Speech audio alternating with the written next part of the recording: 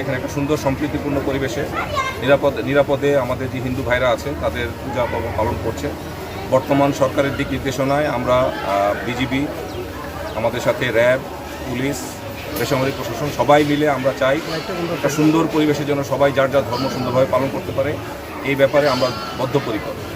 শ্রীমঙ্গল সেক্টরের আন্ডারে প্রায় 225টার মতো পূজা মণ্ডপ রয়েছে। তার মধ্যে আমাদের বর্ডারের 8 কিলোমিটারের ভিতরে প্রায় 190টার মতো পূজা মণ্ডপ আছে। আমি অলমোস্ট সবগুলোতেই ভিজিট করার চেষ্টা করছি, আমি খোঁজখবর নিচ্ছি। আমার অধিনায়কগণ আছেন, 3টা ব্যাটালিয়নের অধিনায়ক, তারা প্রতিনিয়ত কোনো না কোনো পূজা মণ্ডপে যাচ্ছে। আমিও চেষ্টা করছি প্রতিটা মণ্ডপে যাওয়ার জন্য, যতটুকু সম্ভব আমার দ্বারা আমি চেষ্টা করছি। এবং আমি আপনাদেরকে এটা আশ্বস্ত করতে চাই যে যে কোনো ধরনের যে কোনো সমস্যার ক্ষেত্রে আমরা সবসময় সবার সাথে আছি। এবং আমাদের যারা হিন্দু ধর্মাবলম্বী ভাইরা আছেন তাদের যে কোনো সমস্যার সমাধানের জন্য আমাদের 24 ঘন্টা একটা কন্ট্রোল রুম খোলা আছে। মোনালিসা হেভি ফ্লো 15 পিস প্যাকেটের সাথে 8 পিসের একটি প্যাকেট একদম ফ্রি।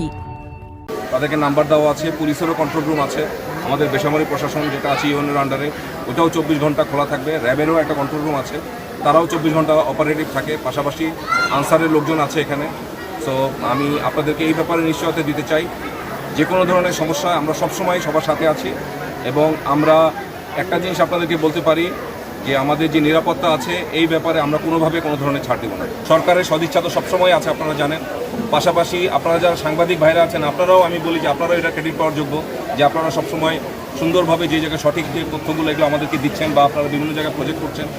আমাদের বেসামরিক প্রশাসন আছে, তাছাড়া যে আরও অন্যান্য যারা আছে, পাশাপাশি সেনাবাহিনীও গ্রাউন্ড লেভেলে ডিপ্লয়েড আছে, তারাও অনেক প্রশংসনীয় কাজ করছে। তো সবার আসলে সম্মিলিত প্রচেষ্টাতেই এটা এই জিনিসটা সম্ভব হচ্ছে।